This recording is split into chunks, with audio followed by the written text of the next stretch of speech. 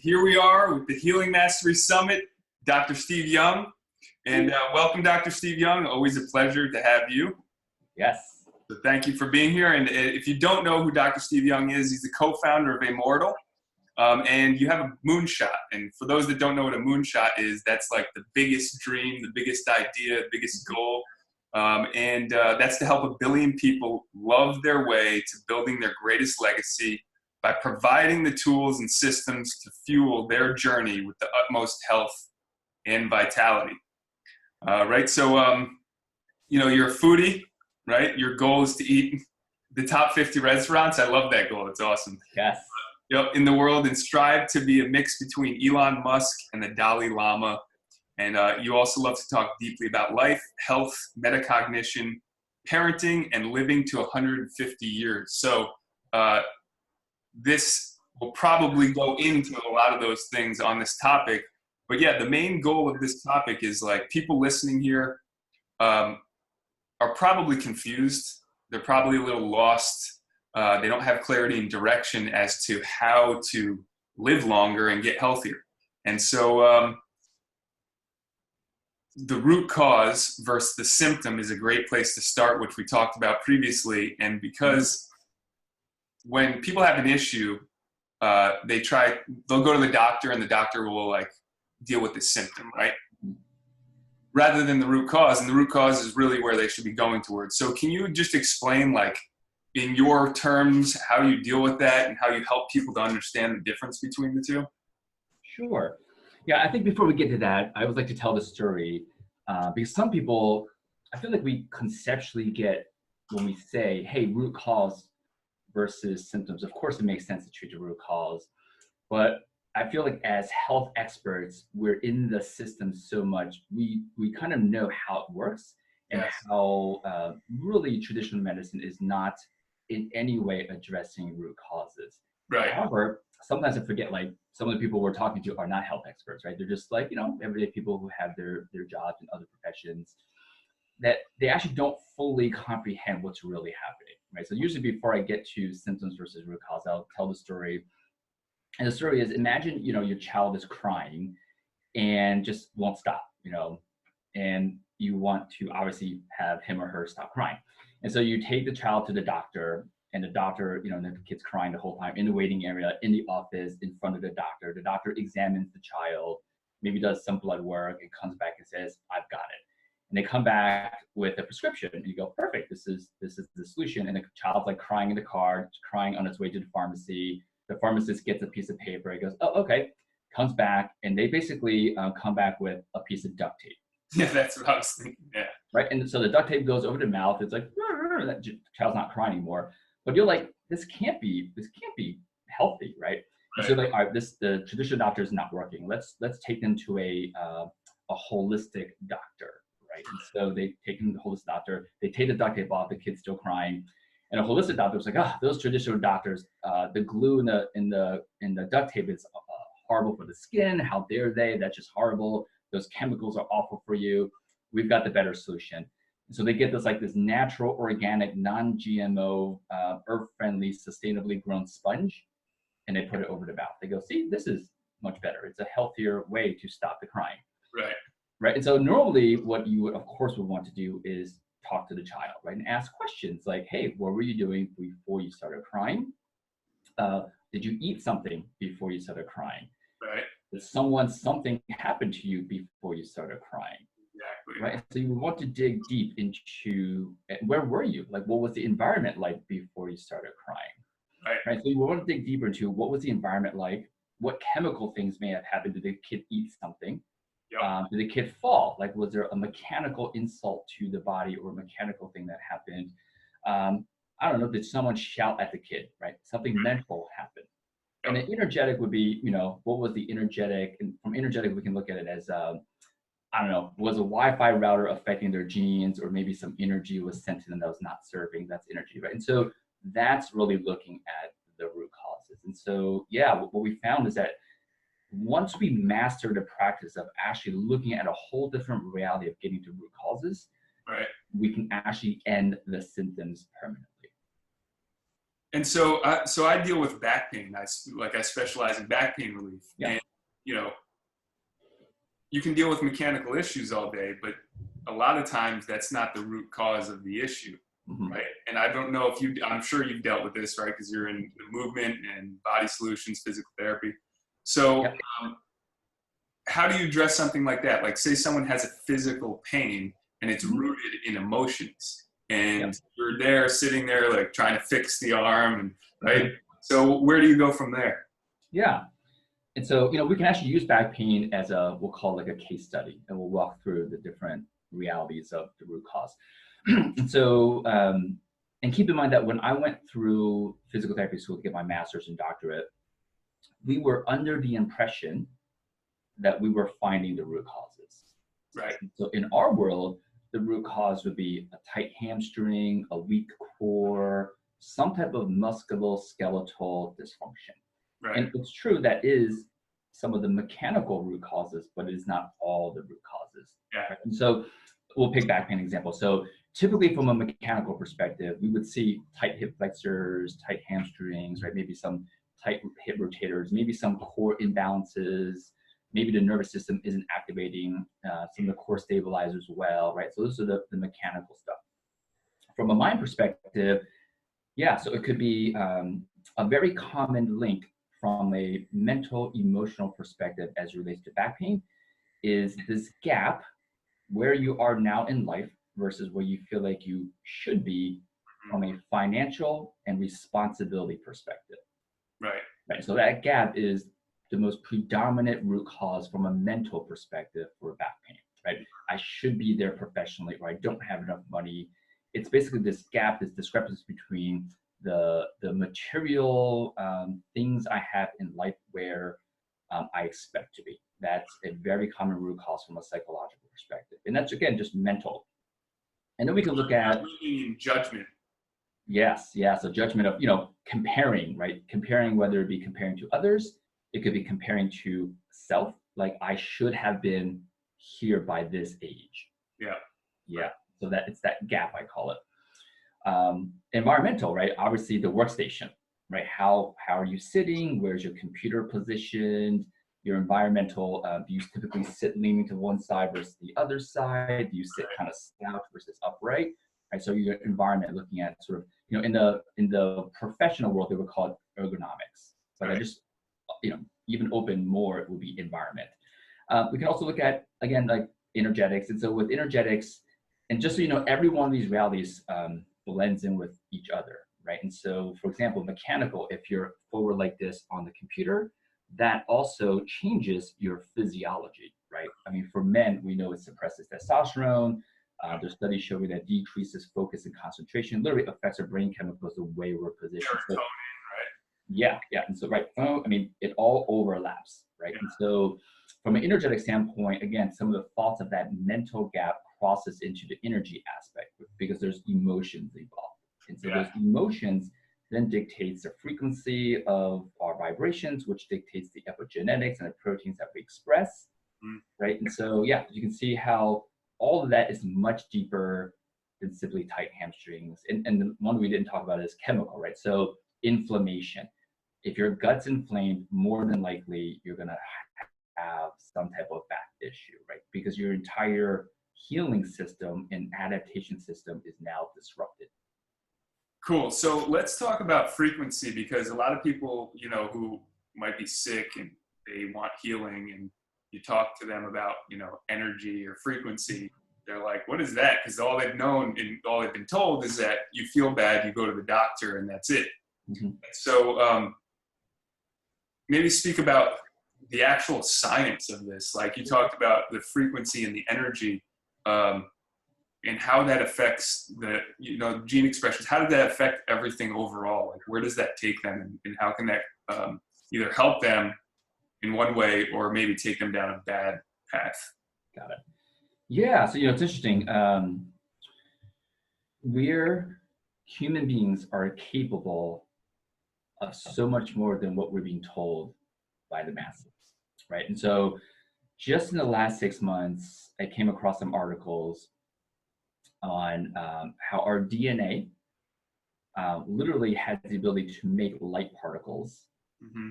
Yeah, we're literally light beings. And there's language of this. If you study shamanism, like 10,000-year-old healing practices, they have words like homo luminous, right? Instead of homo sapien, luminous is light.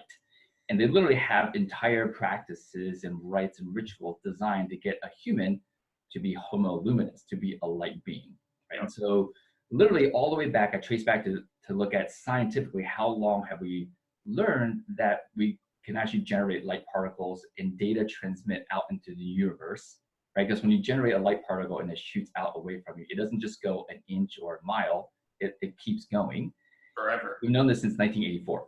This is not even new information, right? So in 1984, they were already able to detect some of these photons that our DNA, our cells, are actually making and emitting from us, right? And so we're constantly broadcasting this energy away from us. And a light particle versus a wave, if you study very, very, very, very small particle physics, it's about the same, right? Everything is actually in a wave, and actually everything is a particle. It's a whole nother Some topic. just go this way and some go, right? Yeah, the duality. Yeah, like we exist in this duality, you know, night and day, everything has opposites. So the opposite of a particle is a wave. And what's fascinating is if you look at very small quantum mechanics, the study of small particle physics, things can be a particle in a wave at the same time. It's a little mind-blowing, right? Wow, and so when we have these light particles shooting from us, I can also say we're emitting waves of energy away from us, which is a frequency, right? If anything is in a wave, it's a frequency. So we're literally like antennas broadcasting frequency into the universe constantly, right? Most people have a certain level of existence where they believe they're just observing reality, where science shows we're actually projecting and observing reality. Everything has its opposite that's happening in exactly the same time. Right. And so once you understand that high level framework, then of course we look at, well, what affects the frequency? And those are called emotions, right? So our every emotion is affecting our vibrations, and those vibrations we now know literally because our DNA is emitting the frequencies. Of course, our DNA is being affected by the frequencies, right? It's making frequency and affected by frequency, thus the duality, right? And so in biological terms, we use different language. We would say epigenetics, right? Epigenetically being affected and all that stuff. So yeah, it's fascinating. We can use language from different sciences to describe the same thing, which essentially, if you sort of use layman's terms, like our thoughts and emotions are constantly affecting our entire being from a genetic level. So like each thought basically emits a chemical in the body, or like an energy, and then that affects like everything on a cellular level, right? Yep. Yeah, exactly. And so to say chemical, now we're going to describe it from a biology chemical standpoint. Absolutely. Right. Every thought and emotion is releasing, right? Dopamine, serotonin, I mean, all kinds of chemicals. And I'm sure tons of chemicals we haven't even discovered, right? They're constantly, in physiology, they're constantly describing and naming new chemicals. Right. Constantly being developed and described and measured. And so, yep, that's another reality to look at. And it's almost like that's like the higher level. If we drill down to smaller and smaller particles, at the end of the day, it's, you know, waves and small subatomic particles, basically. At a higher macro level, yep, it's the serotonin, the dopamine, the oxytocin, all that stuff. Yeah. So could it be said that if someone's stuck in a dis-ease state, or kind of just like a life filled with snags and disappointments, that they're operating at a low or in emotions that aren't really helping them out? Yeah. Yeah, I think to get better, they have to elevate maybe the mindset, or how would they go about doing that? Sure, that's a great frame. So I tend to look at things, just think our language, if the gap is really, to me, the gap is just like where we feel like we should be. Yeah. Right. If we think linear, if we're supposed to be here, right, and here, that gap is actually one of the biggest conceptual root causes of stuff that we don't like in our lives. Yeah. Right. And so mass media language will perpetuate this gap subconsciously, even if the teacher is trying to get people to close the gap. Right. And some of it has to be done in a way, right? Because you have to experience the duality in order to experience oneness. Right. So the language in the beginning will be, there's certain levels of emotions. There's, you'll hear common language like there's good and bad feelings. Yeah. In the beginning, as you're a white belt studying this, that language is actually very helpful, right? Because how we learn is in duality. Yep. And the reason I'm describing this is because I'm assuming the listeners, if we just use the martial arts, analogy, some listeners will be white belts and some listeners will be black belts. Yeah. And so as you're listening to this, discern for yourself, if you're a white belt, fully embody the words of duality of the levels and good and bad. If you're a black belt, then you want to use different words, right? Because it's a different level of practice, right? Just use duality there. And so for sure, from the white belt perspective, if I have to use white belt words, there is this, you see graphs like love and bliss is up here in terms of vibration, and then like anger and hatred is down here. Right. That's a very dualistic, linear way of assessing emotions. And you hear things like, if you're stuck here, this is not serving, and you got to like work your way up to the higher vibrational frequency, right? Definitely, that's an amazing white belt practice. In the beginning, you think that way and you embody that. And how you do that is, whatever level that you're quote unquote stuck at, essentially there's a lesson that universe, God, whatever your reality is basically just trying to get you to learn. Right. If you think about it, once you learn that lesson, what that means is you will see things differently. You would have a different thought and emotion to the same life. Right. And therefore, boom. Different perception. Automatically, like your perception changes. That's just purely from a psychological perspective. We don't have to go spiritual and all that stuff. Right. It's that. Right. And so as a black belt, I'll present a different reality. As a black belt, you go, all of this is constantly happening at once in us. And everything has value. Right. There is no duality. There is no good and bad emotions. And everything is a lesson. And I'm actually teaching myself because I am the universe. Right. And I am God. And so there are two very different realities. Neither one is right or wrong. It depends on where you are in your experience and journey. Yeah. So I like to, sometimes give that distinction so the black belts resonate with it and white belts resonate. So it all makes sense. Yeah. So we're a big broadcasting signal, right? Would you say we're a receiver too? Yes. And how does that work?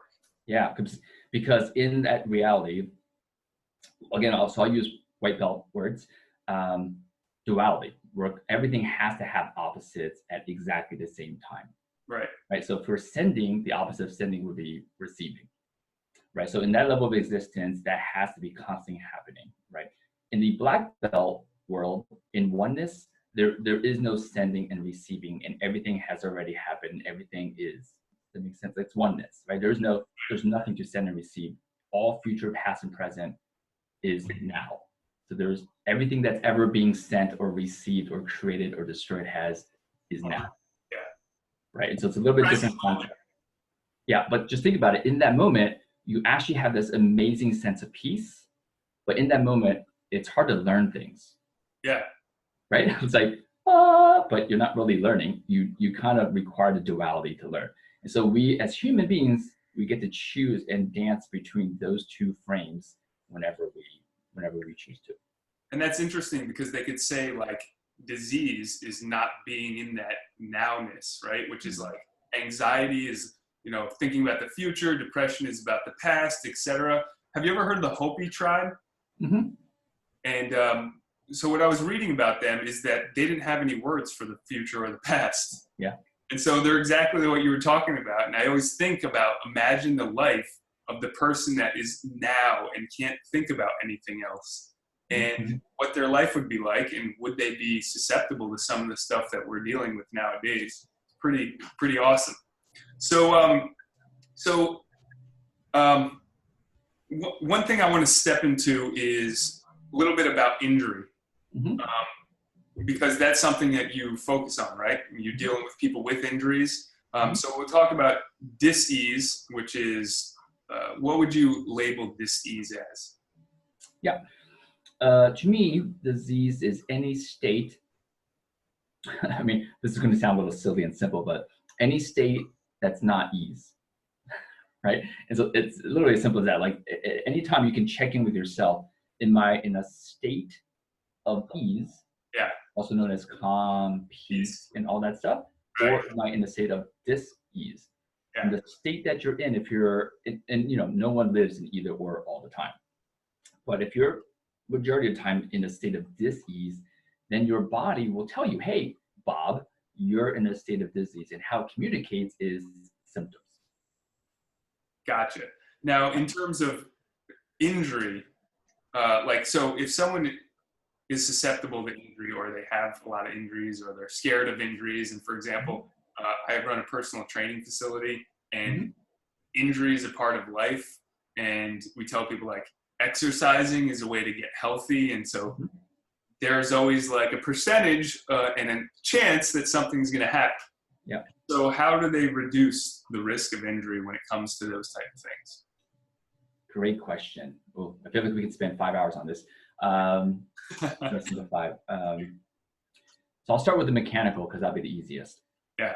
So a movement, whenever you work out, right, has a skill component to it. Most people only look at the movement purely from a strength, endurance, flexibility perspective. Right. But if you think about it in the fitness world, if I were to say to any trainer, test and measure the skill level of the person, they would be like, well, what test is that? Right? It doesn't exist.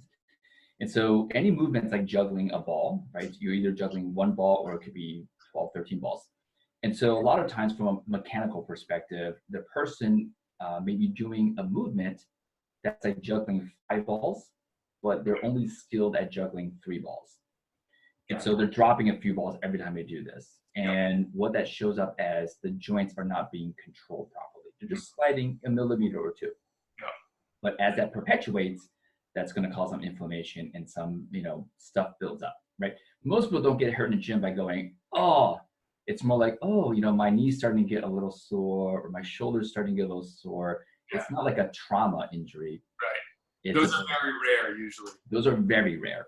The buildup is from weeks or months ago, that mismatch of 5 balls versus 3 balls, which is what they're really skilled at, right? So from a mechanical perspective, it's purely a mismatch of the movement skill versus the movement, because in the entire industry, there lacks this process of detecting that, right? And so I've thought about this for decades, which is why we basically came up with a process of testing that like 7 years ago, because there's such a huge problem in physical therapy. We were treating tons of people who were getting injured in the area from training because of this mismatch.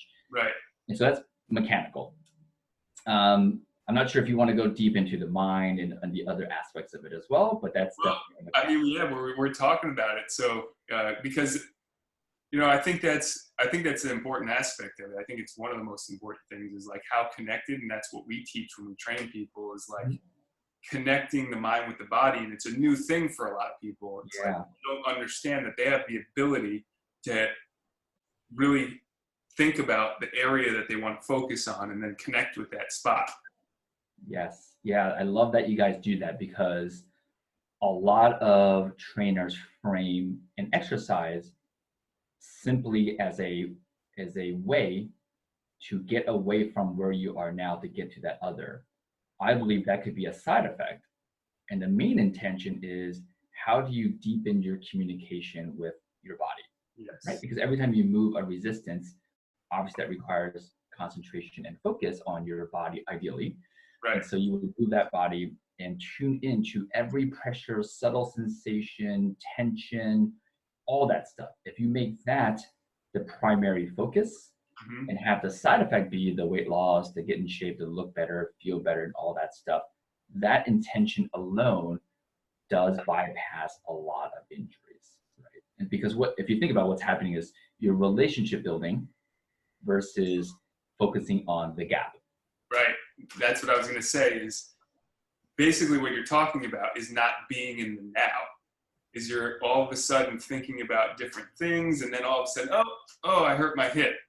Yeah. Instead of being present inside the body and focusing on the movement pattern, right?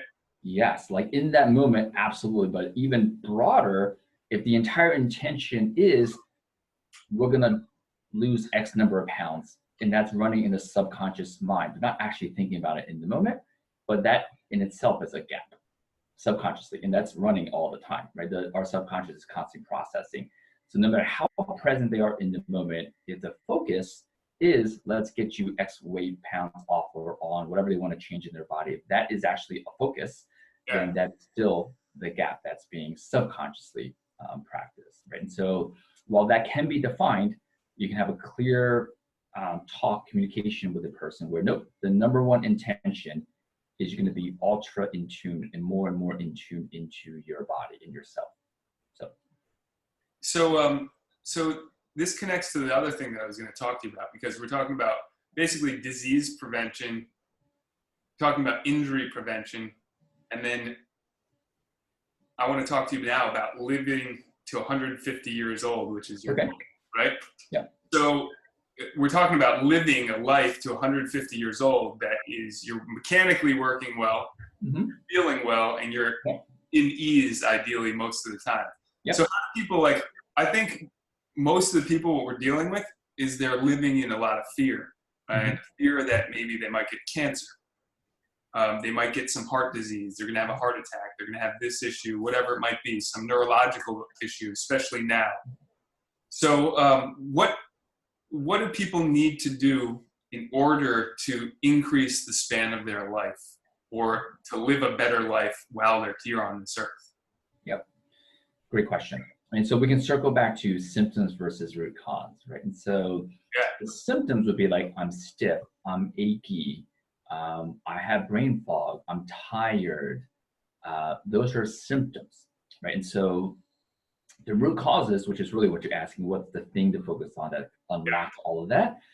Those are things in weight issues, right? That's a symptom.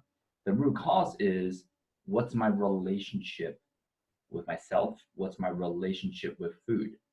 Right. Because if sweets are a way for you to not feel bored, or it could be replaced with any other emotion, no matter how much you intermittent fast or count your calories or go on any diet, doesn't matter. At some point, that relationship is still in place. It will always manifest into multiple symptoms. Right? And so paying attention to your relationship with food, paying attention to, really just the stories that you have at the highest level, right? What is health for you? How do you value yourself? What are you currently doing to fill that gap, right? If you feel that gap that's there, for example, this is where I should be because then I will have love and respect from parents and society, and this is where I'm at. I'm going to fill that gap by doing lots of stuff. And once I accomplish those things, then I'll close that gap. Well, that person will constantly put themselves, health, lower on the priority because feeling love and connected trumps health any day. And so because they feel that gap in feeling loved and connected and respected and worthy, they will constantly like overwork and do all this stuff. And they're the people that will say things, it'll show up in their language, such as, I just don't have time for blank, blank, blank. Right? And of course, then we'll logic them and say, you just got to set a higher priority. But it's not that simple because the story of how the path they're choosing to get and close that gap, that's got to be talked about. Right? So that's another root cause of everything.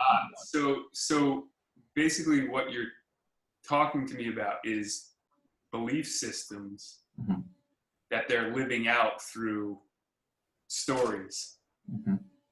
And is that, would you say, is like the root cause? It's one of the main mental root causes. Yeah, okay. For sure. I'll give you an example. I literally just had a patient that started. He has 4 jobs, serious jobs. We're talking like university professor, an accountant, a lawyer, and a pastor. Oh my God. Yeah, that's not like clocking in at McDonald's or whatever. These are 4 serious professions all happening at the same time. Lots of stress. Yeah, and so he's been in pain for more than 14 years. And literally when you meet this person, if you do any kind of like energy sensing, like the life force has been like sucked out of him, right? Like he's in his late 40s, but he feels like he's in his 90s. Yeah. And so you can imagine what happens is for a person who is so extended, and everything, like every second in his life is like packed, right? Filled, and there's, you know, too much to do. And so the only way for his body to communicate with him, God, universe, whatever you want to call it, to be like, look, if you're going to fill every square inch of the box that is your life, and I'm trying to get you to stop that, I'm going to make your box smaller and smaller. Yeah.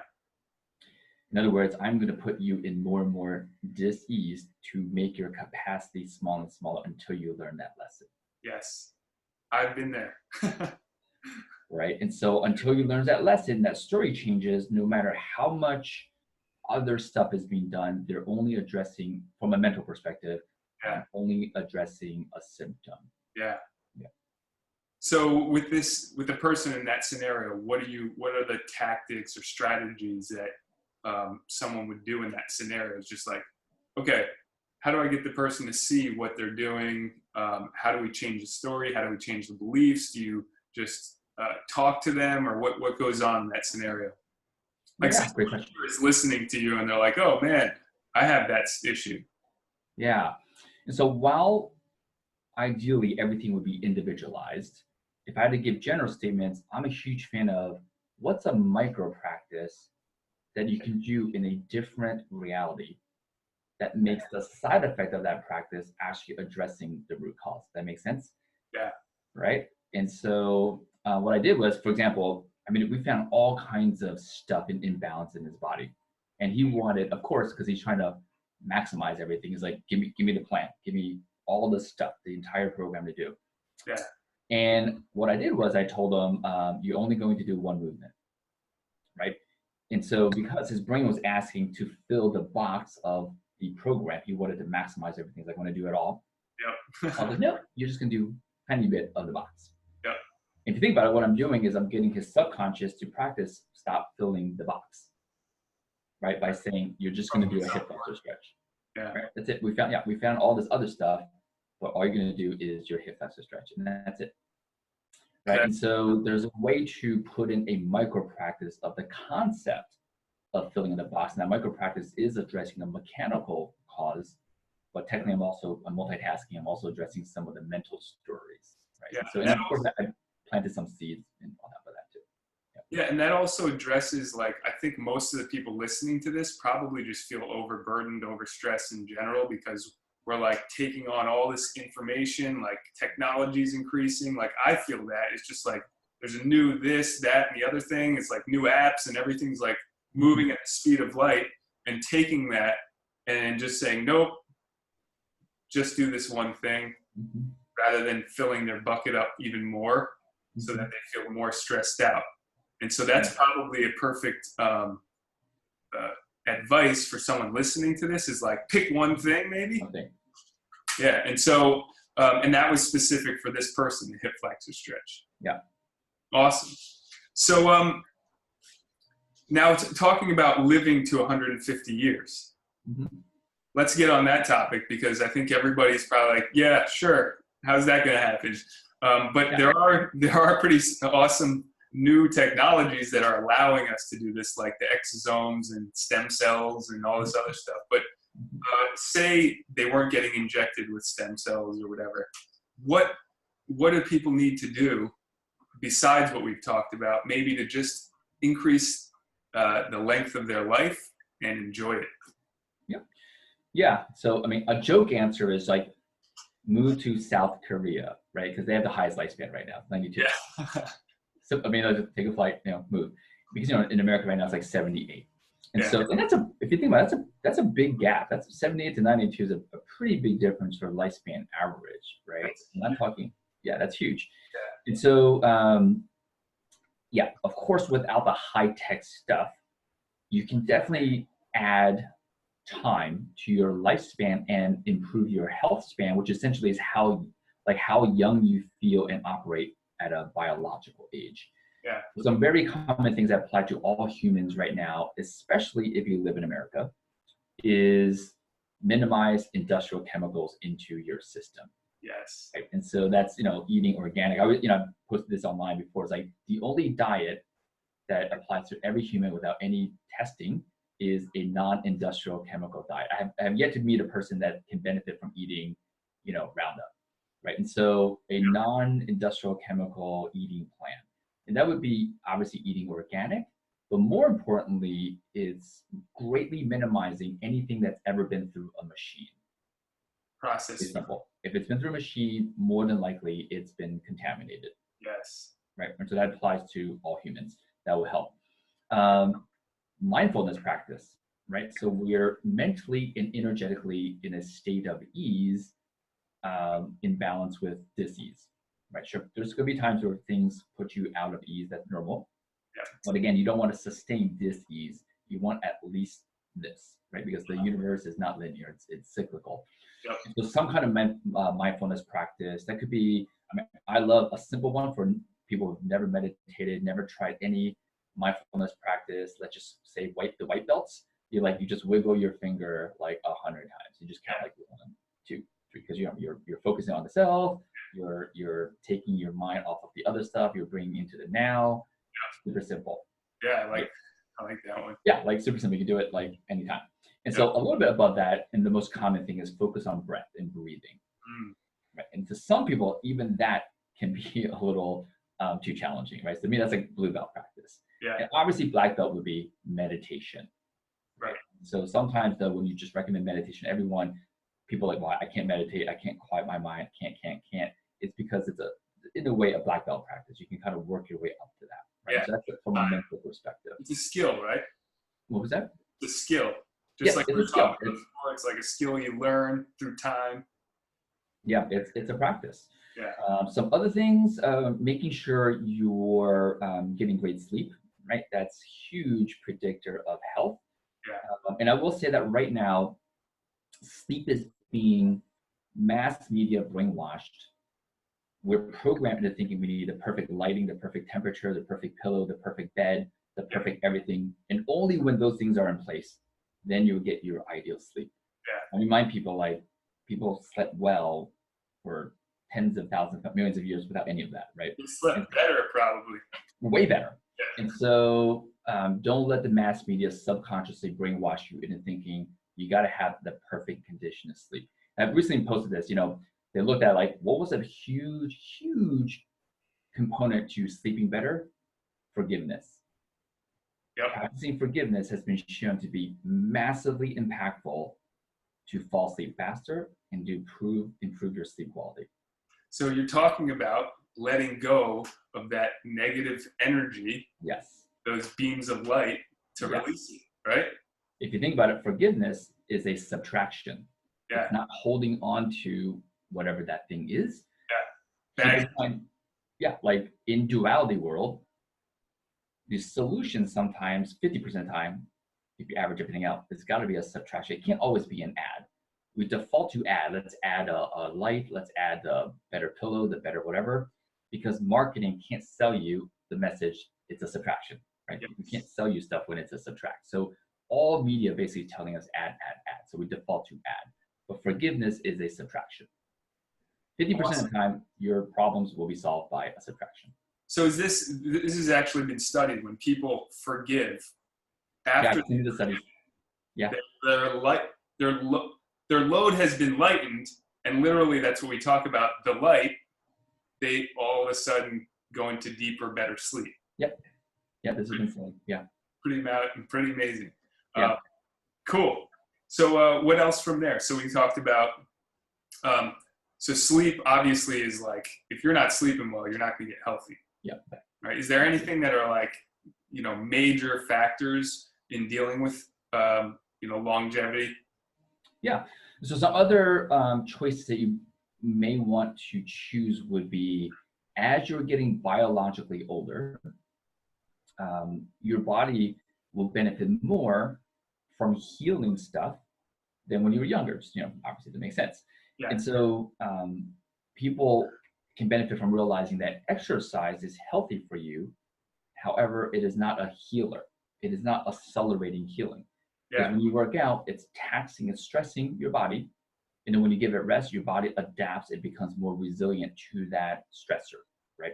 And Yeah. so it's actually a taxation on your system. It is not accelerating healing. Gotcha. Right? And so as you get biologically older, you may want to consider using things like acupuncture, Reiki, flotation, sensory deprivation, light therapy, PEMF, a host of tech things now available for healing, getting testing done to see, maximize your nutrients from your foods, data collect, all those things accelerate and enhance healing, right? So those are things that are definitely extremely helpful to make sure that you're maximizing both health span and lifespan.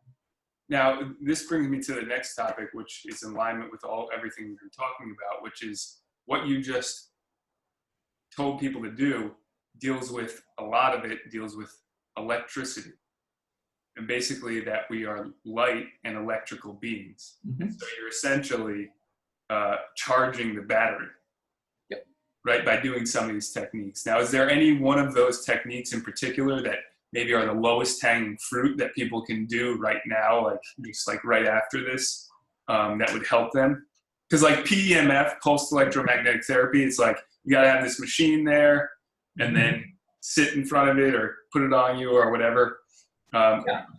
I think the non-tech way to gather this electromagnetic energy into your system, which obviously I might be biased since I'm Asian. The Asians, invented Qigong, right? So Qigong is a movement breathing practice using the mind to gather electromagnetic energy, and it's free. And you can go on YouTube and type in like Qigong form, and I'm sure there's a bazillion videos, right? So that's an easy action step to do to sort of gather that.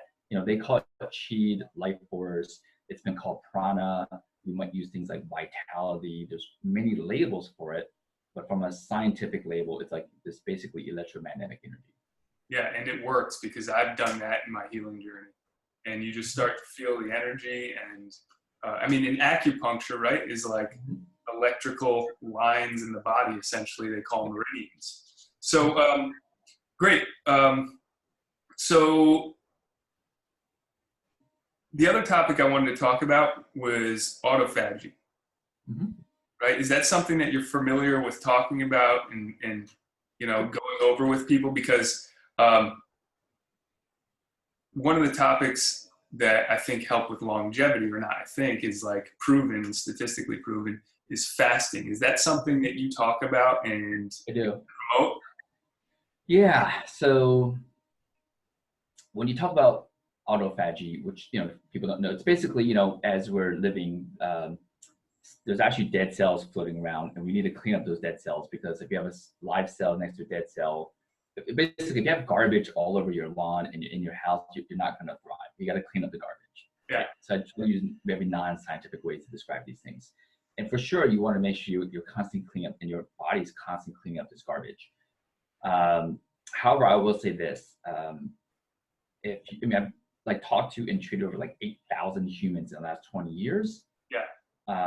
When you start to talk about that process, I've yet to, well, I should say, I've met maybe a handful of people out of 8,000 where they have all the other stuff so dialed in that their stories are in place and all those high level, really, really, really big things are in place, that they're at such a black belt level. Now we're getting down to this tiny detail. Of fasting, you mean? Of using whatever process to affect physiology at that level. Gotcha. So literally a handful of people out of that is a black belt technique that you would want to do at the end, because it takes discipline, it takes focus and that type of stuff. Yeah, in a way. So we'll definitely talk about fasting. I actually just made a video about this recently. So I'm always thinking, like, what's the meta? Like, what's the side effect that is being practiced as we're doing the main thing? Yeah. Like, we're very practiced in symptoms and root cause. Right. And so when we're using fasting to affect our cells, you got to ask yourself, is that treating symptoms, affecting symptoms, or is it treating root cause, or maybe even perpetuating root cause? Yes. Right? So let's walk through this. Yeah. And so imagine most people, you guys work with so many people. If you had a say percentage-wise, how percent of people that you guys and girls talk to have the most nurturing, loving relationship with food? I'm going to assume that percentage is pretty low. Yeah, it's right. Yeah, Maybe single digits. It's very low. Very low, right? And so we can say majority of the people actually don't have a nurturing, loving relationship with food, right? And so if you look at it, we know it's about the relationship that really dictates lots of stuff. Yeah. And so I use this analogy. Imagine you have a horrible, dysfunctional relationship with like a spouse, not talking, sometimes fight a lot, whatever. And someone says, I got the best answer for you. Only talk to your spouse between 12 and 8 p.m. Just don't talk to your spouse the other times. Oh, wait, you know what? Even better, only talk to your spouse Monday through Thursday, and 2 days a week, just basically don't talk to your spouse. Right. Like, that would be weird. You would be like, wait, how is this helpful, right? You really would want to be like, let's sit down with the spouse and talk about our feelings and all that stuff. Yeah. And so fasting is purely, just keep in mind, all the research on fasting, the researchers, they're only looking at it from a blinders, physiological, very drilled down perspective. Keep in mind that 90% of that research is done on very, very, very unhealthy people that then improve their health. Very little research is actually done on healthy people. Yeah. And so they're not considering relationship psychology, energetics, none of that is being considered. Yeah. And so my concern with fasting is, if we understand that most people do not have a healthy relationship with food, wouldn't we want them to interact with food more in such a way that deepens their relationship to it? Gotcha. That just makes sense to me, right? So basically, if someone has a bad relationship with food, now you're forcing this other relationship that they haven't cleared anything else out of it, and now you're adding a new dynamic to it. Yeah, it's literally disconnecting from food even more. It's like, don't even think about food between these time blocks.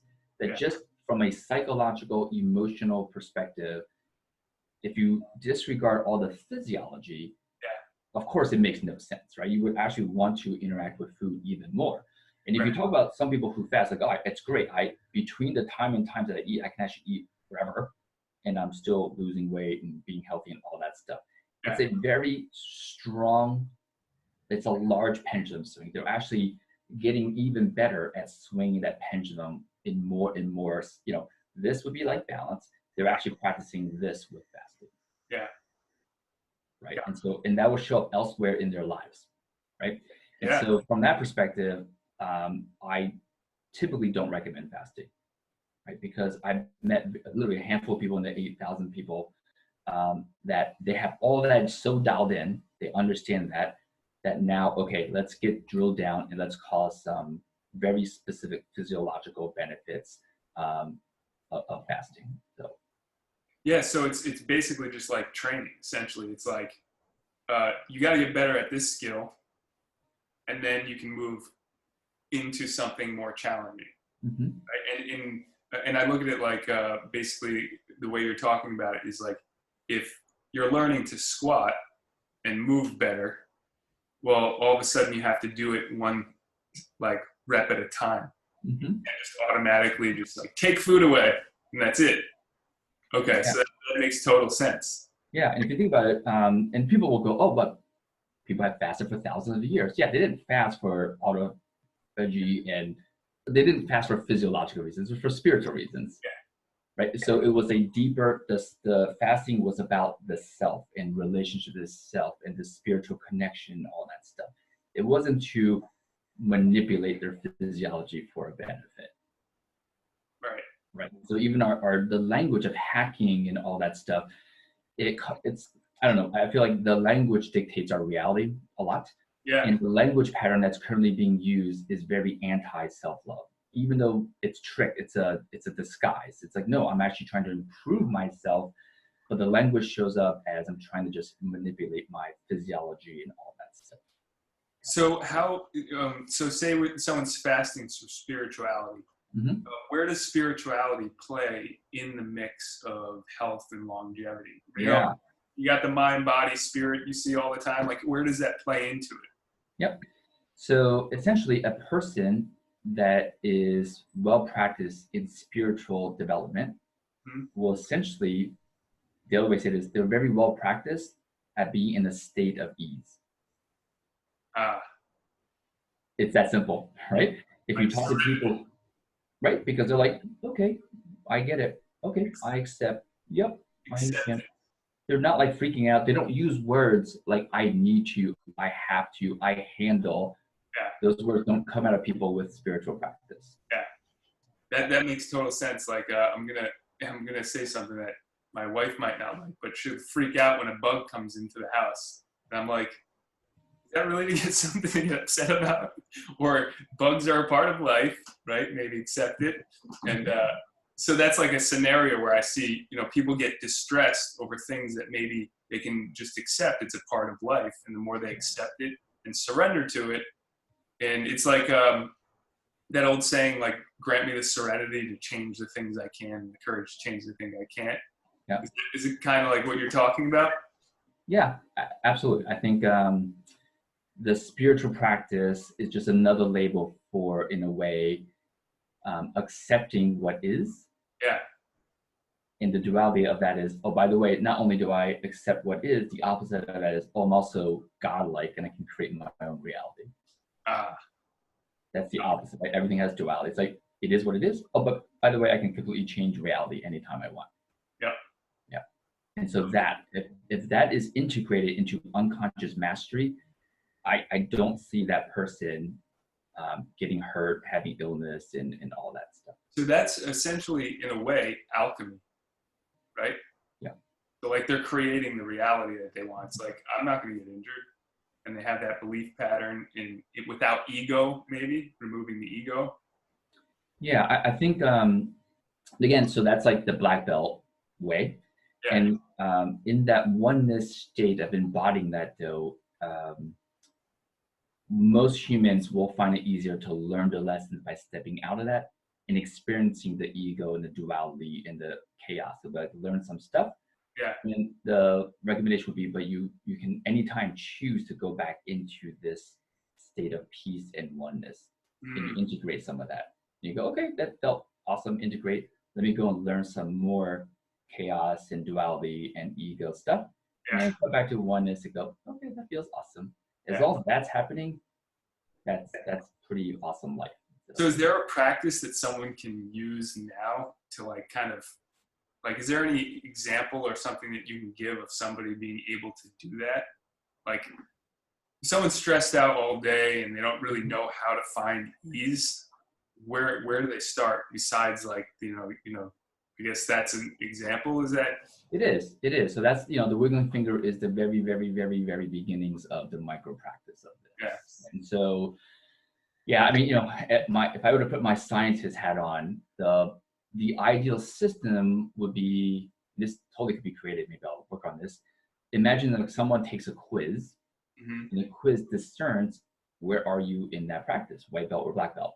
Yeah. And based on which level you're at, then the program or the practice will be customized based on that level. I feel like other than that, it would be very hard to like just do this, right? Yeah. Because it really does. Now we're talking about like anything. It'd be no different. Like if you've never seen anyone move ever, you can't just like do this workout. You got to see them move a little bit to assess where they're at. Right. So it'd be the same thing. Yeah. But at least having the awareness that there is this spectrum.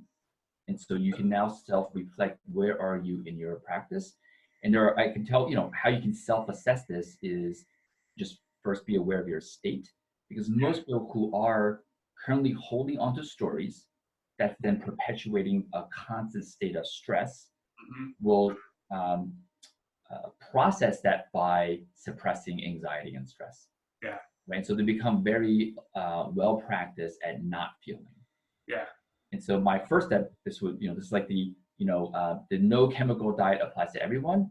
The be more in tune into your emotions does apply to everyone. People numb out. Exactly. People numb out. And so being more in tune to your every subtle changes in emotions then gives you clarity on where you're at in that spectrum. And from there, I feel like people will start to figure out like what's an appropriate thing to do. Awesome. So a couple takeaways, I think.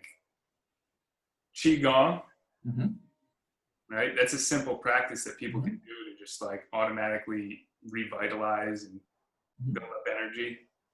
Forgiveness, we learned, right? It's probably one of the most powerful tool. Acceptance. Yep. Right? So those things are healthy and healing, and then are going to just make a person feel better. Yep. And reap the benefits of sleep and all that stuff. So is there any other last healing hacks that we have when it comes to just increasing the lifespan, or anything that we missed out on before we end here? We're almost at the bottom of the hour. Yeah. Yeah, I think just being aware of the fact that we live right now in one of the most, we'll call it, hidden toxic times of our lives. In the past, there's been more toxic times, like when first industrial revolution, lots of chemicals and all that stuff. Like, oh my God, it smells awful. Dumping them into the river. Right, those are known toxins. Yeah. I say hidden toxins because people are buying products that look so healthy, and it's filled with toxins. Yeah. Right, and so, and those toxins, we in Immortal, we've tested so many people now with a high level test to see all the toxins in the body, and it's massive. And so my recommendation would be become very aware, do some due diligence to see are your products actually safe or not, and try to revamp those products to be safer, right? So you can use, Environmental Working Group, EWG.org, has a great database, Skin Deep. They have the Clean 15, right? Yeah. Yep. So like the foods that are good with pesticides. Yeah, lots of resources out there now to check your personal care products. Yep. I guess another one I will mention, get rid of all nonstick pans. Extremely toxic, but extremely prevalent, right? Because it's convenient, but it's one of the most toxic substances out there. And cancer causing. What was it? Cancer causing, right? Huge. Yeah. Huge. And people may not be aware of this. Basically, 1/3 of all American water supply has been contaminated with the same chemicals that's on your nonstick pan. Teflon stuff, the yeah. DuPont chemical. So, and so I highly recommend, again, EW.org. So we donate money to them all the time. If you go on their website, they have like a water database. You can just plug in your zip code. You'll basically see what's in your water, and it's pretty eye-opening. Oh, awesome. I'm going to do that. Huge. I mean, in my area, we have 12 chemicals in our water. 8 of 12 exceed health limits. Wow. Yeah. So filter water. Central line filter, for sure. It's not just drinking, because you don't want to bathe and shower in the same toxic water, of course. Yeah. Yep. Awesome. So thank you very much. And they can find you on Facebook at Facebook/Body Solutions. Right? Is there anything anywhere else that they could find you? And so for the people listening, you do something pretty awesome, which is you take people for a week at a time into a specific location, and you help them figure out all these things that we're talking about and get them to a better elevated place. Is that correct? Yeah. So we have these experiences. It's pretty awesome. So, a lot of times when you attend conferences, the way in which the information is delivered is like someone's speaking, and then you take that information, and now you got to go home and act on it, like such as this. What we know, if you look at the statistics, is when you attend a conference, it's a bunch of knowing stuff. 3% of the people actually implement it, right? And so recognizing, I'm like, well, that's awful. So what we did was we created these experiences, immersive, where you come. And in every experience, you are already practicing the thing, right? For example, every meal that people eat, there's a journal, and then they write down like, what's the emotion I feel before, during, and after. Yeah. And so we're heightening their relationship with their food, and tons of other examples. And so we're putting many of the concepts we talked about today into the experience, so they're actually practicing on site, as we have a whole team that's data collecting stuff about them to give them even more customized action. No way. Yeah. Awesome. Yeah. All right. So Facebook, Body Solutions, any other way that they can get in contact with you or connect? They can just go to immortal.com as well, with 2 N's, Immortal. And then there's buttons there. You can reach out to me. Awesome. Cool. Well, I appreciate it. And thank you, Steve Young, Healing Mastery Summit. And Thank you again. Yeah. Awesome.